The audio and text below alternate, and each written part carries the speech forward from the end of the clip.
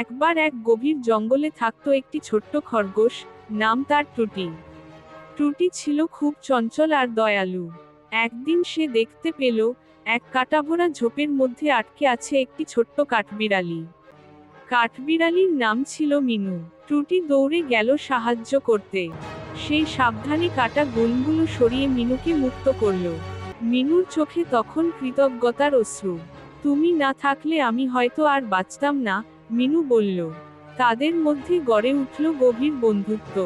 তারা প্রতিদিন একসাথে খেলা করত, ফল খেত আর গল্প করত। একদিন জঙ্গলে আগুন লেগে গেল। সবাই আতঙ্কিত হয়ে দৌড়াতে লাগলো। টুটি ভয় পেয়ে গেল, সে ছোট, এত দ্রুত দৌড়াতে পারে না। কিন্তু তখনই মিনু ফিরে এল। তুমি আমাকে বাঁচিয়েছিলে, এখন আমার পালা, বলল মিনু। সে টুটিকে নিজের পিঠে তুলে নিয়ে গাছের উপর দিয়ে ঝাঁপাতে ঝাঁপাতে নিরাপদ স্থানে নিয়ে গেল। আগুন নেভার পর সব পশু টুটি আর মিনুর সাহসিকতা দেখে অবাক হয়ে গেল।